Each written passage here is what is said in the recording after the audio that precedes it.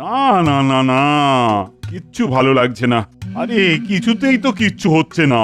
কি হচ্ছে না মহারাজ? আমি থাকতে কোথায় কি আটকাচ্ছে? জলও পড়ছে, পাতাও নড়ছে। পাগলা হাতি মাথা নাড়ছে আর মন্ত্রী মশাই যা ঝাড়ার ঝেড়ে যাচ্ছে। হচ্ছে না কি বলছেন মহারাজ? হ্যাঁ, হবার আর কি বাকি আছে? হ্যাঁ, নড়ছে, পড়ছে, ঝাড়ছে। বলি হচ্ছেটা কি? না না, গোপাল বলছে ঝেড়ে কাশতে। কি গোপাল, তাই তো? হ্যাঁ হ্যাঁ, ধরে নিন কতকটা তাই। তবে যা শুনেছেন, এবার চেপে যান। বেশি ঝাড়াঝাড়ি করলে যে হাটে হাঁড়ি ভেঙে যাবে। আরে ভাঙতে আর বাকি আছে কোথায়? ভেঙেই তো যাচ্ছে। রাজ্যের কোথাও তো কোনো উন্নতি চোখে পড়ছে না। ও দুঃখে দুঃখে আমার মনটা কেমন ভারী হয়ে যাচ্ছে। কি করে কি হবে মহারাজ? রাজকোষে যে টান পড়েছে। কেন কেন কেন টান পড়লো কেন? তার মানে তো আয়ের থেকে ব্যয় বেশি হচ্ছে। নর্দমা হয়ে গেছে মহারাজ। রাজকোষের অর্থ পচা জলের মতো হুড়হুড় করে গলে যাচ্ছে। উমা, নর্দমার জলে গন্ধ, রাজ্যের উন্নতিও বন্ধ। বন্ধ বললেই হলো? রাজ্যের উন্নতি বন্ধ মানে তো ওই প্রজাদেরও উন্নতি বন্ধ। আমার গণনা বলছে ঘোর দুর্দিন আসছে।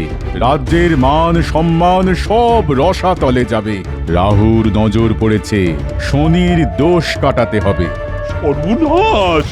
কিন্তু এত অর্থ সব যাচ্ছে কোথায়? কি আর করবেন মহারাজ? কি করে সামলাবেন? হ্যাঁ, এত বড় রাজ্য চালাতে গেলে ব্যয় তো কিছু হবেই মহারাজ। আর সর্ষের মধ্যেই ভূত থাকলে তাকে তাড়াবেনি বা কি করে? তবে তারও ব্যবস্থা আছে। হ্যাঁ, ব্যবস্থা আছে বলছো? মানে ওই যা হয়, ওঝা ডেকে ঝাঁটা পেটা করতে হবে। একে রাজ্যের এই অবস্থা, তার উপর আবার ভূত টুত ডেকে গোপালটা ভয় দেখাচ্ছে। ভাবুন একবার মহারাজ। না না, আমার তো মনে হচ্ছে মন্ত্রীমশাই ঠিকই বলেছেন। রাজ্যে শান্তি আর শৃঙ্খলা রাখার জন্যই খরচ তো করতেই হবে। সুরীর সাক্ষী মাতাল। তলায় তলায় রাজকোষ ফাঁকা করে এখন একেবারে গলায় গলায় বন্ধুত্ব দেখানো হচ্ছে। কিন্তু এরকম ভাবে চললে যে রাজ্যে ঘোর দুর্দিন নেমে আসবে। আর কি করা যাবে? রাজ্যের আয় বাড়াতে হবে, না হলে নবাবের কাছে ভিক্ষে চাইতে হবে। ওরে বাবা, এ তো মরার ওপর খাড়ার ঘা। না না, আমি আর কিছুই ভাবতে পারছি না। ও মন্ত্রী, মন্ত্রী, দেখো দেখো কি করে কি করা যায়, দেখো একবার। দেখবই তো মহারাজ, 100 বার দেখবো। আমি যা দেখার সে তো দেখবই। তবে তাতে রাজ্যের উন্নতি হোক আর না হোক, আমার বিলক্ষণ হবে। কথাতেই তো আছে, আপনি বাঁচলে রাজ্যের নাম। না, মন্ত্রী মশাইয়ের হাবভাব আমার খুব একটা সুবিধের ঠেকছে না। মহারাজ নিক না নিক, আমাকে আমার মতো করে খোঁজ খবর নিতেই হবে।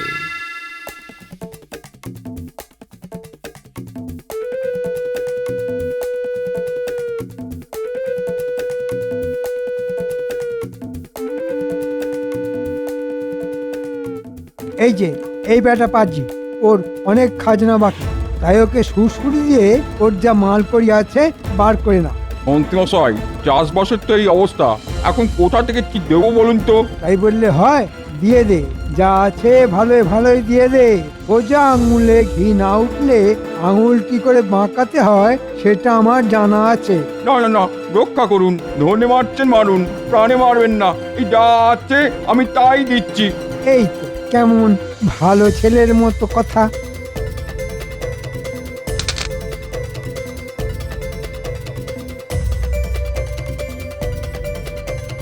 এই যে মানিক চাঁদ, বেশ তো রসে বসে আছো। ওদিকে মহারাজের খাজনা ভরার কি হবে? এই তো সবে ধান বুনেছি মন্ত্রী মশাই, ফসল উঠলেই দিয়ে দেব।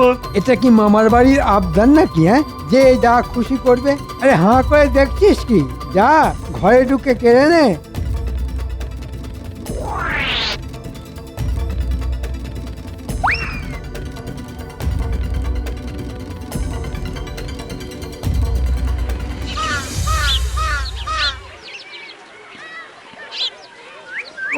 কি দিনকাল পড়লো, আমাকে কিনা খাজনার জন্য এইভাবে বাড়ি বাড়ি ঘুরে তাগাদা করতে হচ্ছে। ছি ছি মন্ত্রী মশাই, এটা কি বলছেন? আমি তো না বলতেই। সে তো জানি, তোর মতো আর কজন আছে এই গাঁয়ে? তাহলে দাঁড়িয়ে আছিস কেন? দেবার মতন যে আর কিছুই নেই মন্ত্রী মশাই, শেষ সঞ্চয়টুকুও তো দিয়ে দিয়েছি। বেশ, তবে তোর জমির দলিলটাই দে। পরে সময় সুযোগ করে ছাড়িয়ে নিয়ে যাবি। এমন ভাবে সব কেড়ে নেবেন না। তাও তোদের ভাগ্যি ভালো যে তোদের গারদে ভরিনি। তবে কান খুলে শুনে রাখ, এই খাজনা আদায়ের কথা যদি মহারাজের কানে পৌঁছয় তাহলে কিন্তু রক্ষে থাকবে না। কথাটা যেন মনে থাকে।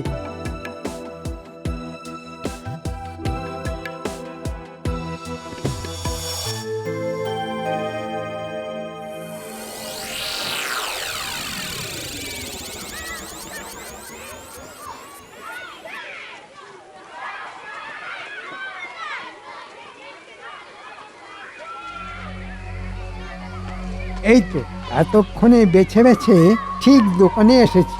মাসুহারা দিবি না মানে? ঠিক পড়ায় গন্ডায় আদায় করে ছাড়বো। কই কি আছে, কি আছে বের কর তাড়াতাড়ি।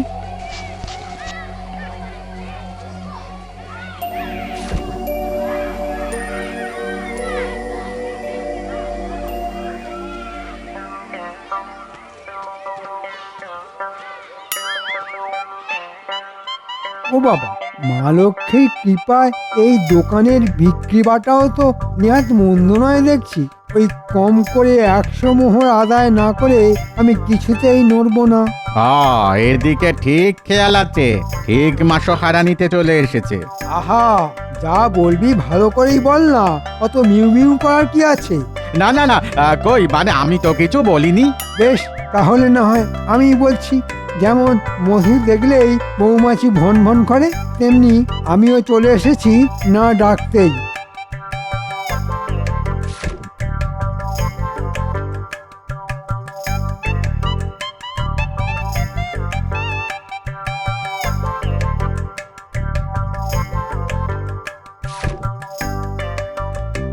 আমি কিন্তু না চাইতেই দিয়ে দিলাম মন্ত্রীমশাই। পুরো 50টা মোহর আছে আপনার মাসোহারা। হ্যাঁ, এটা কি মামার বাড়ির আবদার? হ্যাঁ, যা দিবি তাই নিয়ে নিতে হবে।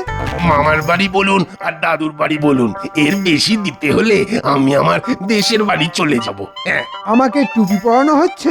তুমি চলে গেলে এই দোকানের কি হবে? আমি দোকান বেচে দেব। ওরে ব্যাটা, বলে কি দোকানই বেচে দেবে? না না, যা পাচ্ছি এই তালে হাতিয়ে নি, পরে যদি এটাও না জোটে।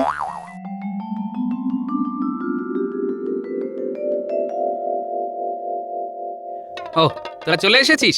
আজ তো দেখছি তাহলে একেবারে জমিয়ে আসর বসাতে হবে। হ্যাঁ, আমরা তো জানি আজ তোমার ছুটি। আমরা তো সেই জন্যই সাত তাড়াতাড়ি চলে এলাম। তুমি বলবে আর আমরা শুনবো। না না না, আজ আমি নয়, বলবি তোরা। কিন্তু তুমি ঠিক কি শুনতে চাইছো বলো তো দাদু? কেন? এই যে চারদিকে যা দেখছিস শুনছিস তাই বলবি। আচ্ছা ঠিক করে বল তো দেখি, চারদিকে সবাই কি সত্যি শান্তিতে আছে? না গো দাদু, সব যেন কেমন থমথম করছে। তবে কয়েকদিন ধরেই মন্ত্রীমশাই নাকি এই গ্রাম সেই গ্রাম ঘুরে বেড়াচ্ছে। নাকি আবার কি? আজ তো মন্ত্রীমশাই পূব গায়ে এসেছেন।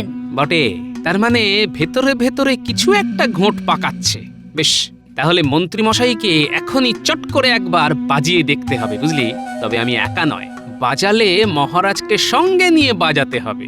কিন্তু আমরা কি করব বললে না তো দাদু? কেন?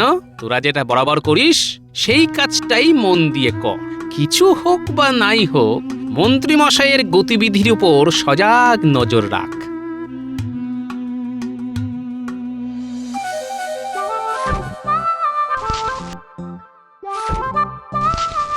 আজ মনে হচ্ছে মন্ত্রীমশাই বেশ ভালো দাও মেরেছেন।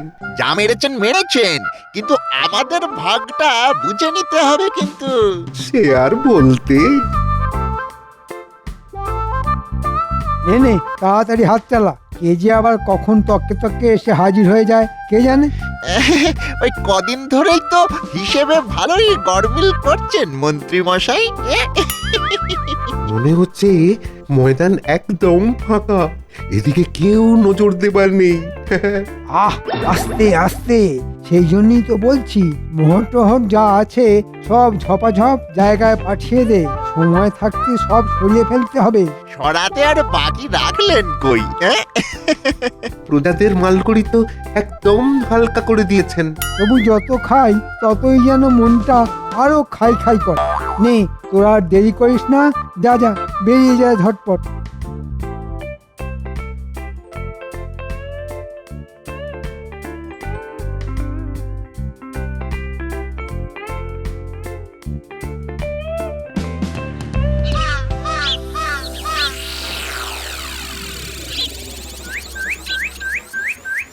যাক, এদিকের গ্রাম কটা হলো, এবার অন্য দিকটা দেখতে হবে। কোন দিকে কি দেখছেন মন্ত্রী মশাই?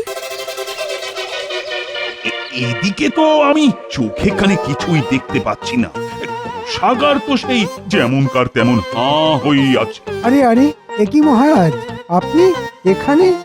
ও, খুব জোর বেঁচে গেছি, আর একটু হলেই গেছিলাম আর কি। কেন মন্ত্রী মশাই, ভূত দেখলেন নাকি? কেমন যেন চমকে উঠলেন মনে হচ্ছে। না মানে মহারাজ, আপনাকে আজ যেন কেমন উস্কো খুস্কো দেখাচ্ছে। আপনি কি বিশেষ কোনো ব্যাপারে খুব চিন্তিত আছেন? কোষাগার থেকে যদি এইরকম হুড়হুড় হুড়হুড় করে মোহর বেরোতেই থাকে, তাহলে মহারাজ চিন্তা করবেন না তো কি দুহাত তুলে নৃত্য করবেন? আপনি কিচ্ছু ভাববেন না মহারাজ, কদিন যাক আমি ঠিক খাজনার বাজনা বাজিয়ে দিয়ে কোষাগার ভরে দেব। সেই জন্যেই তো গ্রামে গ্রামে ঘুরে দেখে নিচ্ছি। সে যে কি চক্করে ঘুরছেন তাকে আর বুঝতে বাকি আছে? শুধু হাতে নাতে ধরতে যা দেরি। না না, আমি বেশ বুঝতে পারছি খাজনার হিসেব ঠিক মতো রাখা হচ্ছে না। খাজনার হিসেব তো মন্ত্রী মশাই দেবেন, আর দিতে না পারলে তার দায়ও উনিই নেবেন। আয়, তোমার জন্য কি শেষে ঘটি বাটি বেচে আমাকে রাজ্য ছেড়ে চলে যেতে হবে নাকি? এটা কি বলছেন মহারাজ? না না, যেদিকে দু চোখ যায় আমি এবার চলে যাব। এদিকে তো যা গুছানোর সেটা গুছিয়েই নিয়েছি। আহা, কি মুশকিল! কিন্তু তুমি বা যাবে কোথায়? মনে হচ্ছে মহারাজকে এক কথাতেই একেবারে বশ করে ফেলেছি। এ তো ভারী মুশকিল হলো দেখছি। নানা গোপাল, তোমার কথা শুনে বিনা প্রমাণে মন্ত্রীকে সন্দেহ করা আমার একদমই উচিত হয়নি। বেশ, তাহলে এবার প্রমাণের অপেক্ষাতেই থাকুন মহারাজ।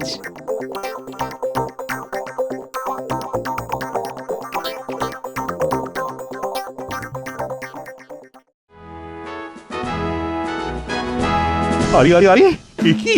সভা তো প্রায় ফাঁকা। রাজবৈদ্য, অমাত্য, জ্যোতিষী কই গেল কোথায় সব? আর গোপালই বা কোথায়? গোপালের যে আবার কি হলো? বাকি সবার কথা জানি না, তবে গোপালের আর কি হবে? হয় খাবে, না হয় শোবে।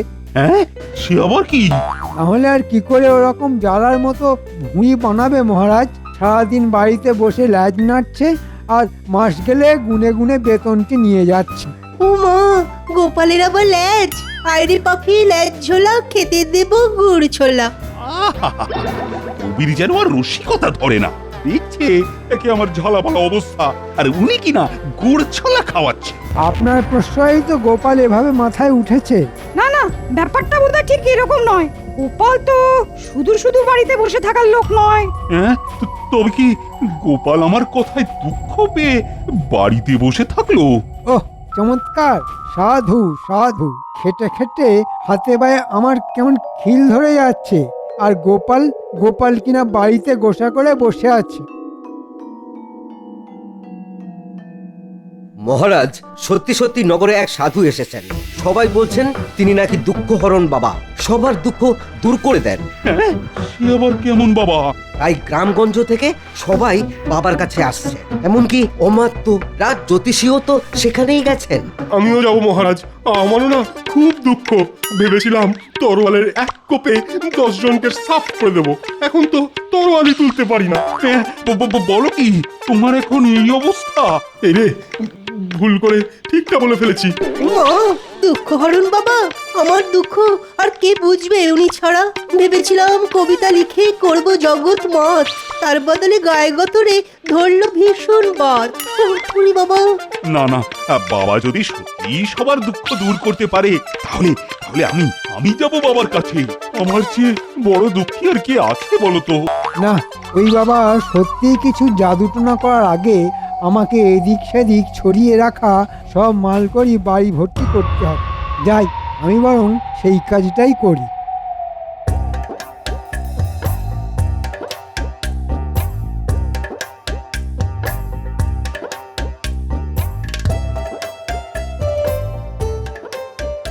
আরে আরে, আমার কি সৌভাগ্য! আপনি দেখে দেখে আমার রাজ্যে এসেছেন বাবা। আমি তো আপনার দর্শন পাবো বলে সে কখন থেকে আনচান আনচান করছি। আহা, এখনই কেমন ক্লান্ত দেখাচ্ছে আপনাকে রাজন। আসুন আগে একটু জিরিয়ে নিন। না না বাবা, না, জিরোনোর উপায় নেই। একটা শেষ হতে না হতেই আর একটা সমস্যা এসে পড়ে। আজ প্রজাদের কষ্ট তো কাল আজকোষ খালি, সেগুলো সামলায় তো নবাবের ফতোয়া। ও, জীবন একেবারে ঝালাপালা হয়ে গেল বাবা। তাই বলছি, আমার থেকে না দুঃখী আর কেউ নেই। আপনি যা ভাবছেন তা নয়, কর্মগুণেই ফল ভোগ করতে হয়। সবারই নিজের নিজের দুঃখ আছে রাজন। সে বললে কিন্তু আমি আপনাকে ছাড়বো না। আমার দুঃখ আপনাকে দূর করতেই হবে বাবা। বেশ বেশ বেশ, আপনাকে তাহলে একটা সুযোগ দিচ্ছি আমি। ওই গাছে রাজ্যের প্রজারা নিজের নিজের দুঃখ, কষ্ট, অভাব, অভিযোগ সব পুটলিতে বেঁধে ঝুলিয়ে রেখে গেছে। আপনিও তাহলে তাই করুন, দেখুন যদি সমস্যার সমাধান হয়। আমি তো এক পায়ে রাজি বাবা। তবে আমার যে একটা ছোট্ট শর্ত আছে। কি শর্ত বাবা?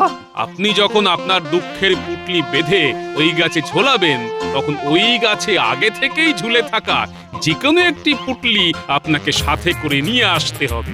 সে ঠিক আছে, সে ঠিক আছে। এ আর এমন কি কাজ?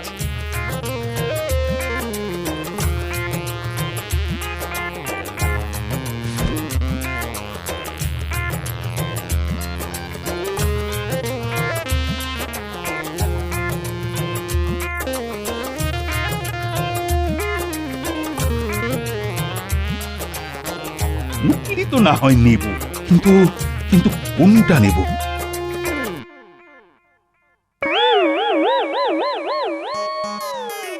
না না না, এই ছোট্ট পুঁটলিটা ঠিক হবে। হ্যাঁ, এটাই নি, এটাই নি।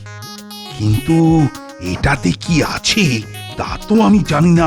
না না না না না, এটা নেব না, এটা নেব না, ওইটাই নি। ওরে বাবা, ওটাতে যদি আবার ভয়ঙ্কর কিছু থাকে, মানে কোনো জটিল ব্যাধি। ও কি বাবা, এ কি সমস্যায় ফেললেন বাবা? ও বাবা, সমস্যা হচ্ছে?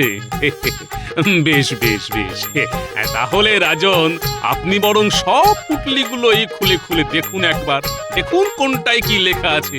ও, আপনি আমায় বাঁচালেন বাবা, বাঁচালেন। এবার আমি দেখে শুনে নরম মতো দুঃখ বেছে নেব, কেমন?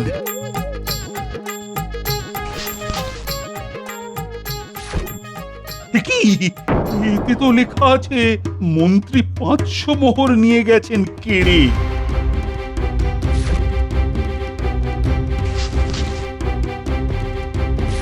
হ্যাঁ, এটাই লেখা মন্ত্রী জমির দলিল নিয়ে নিয়েছেন।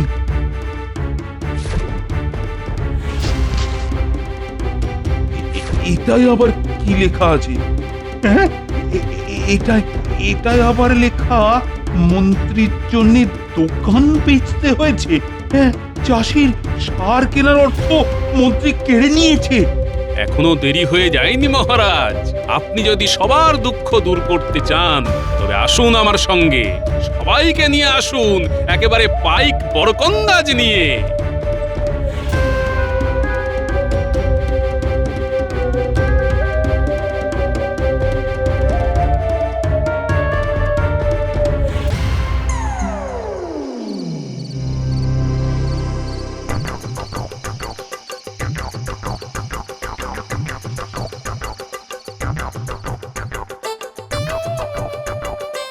আমার না একটা গান গাইতে ইচ্ছে করছে, আমি গাইবো গিন্নি?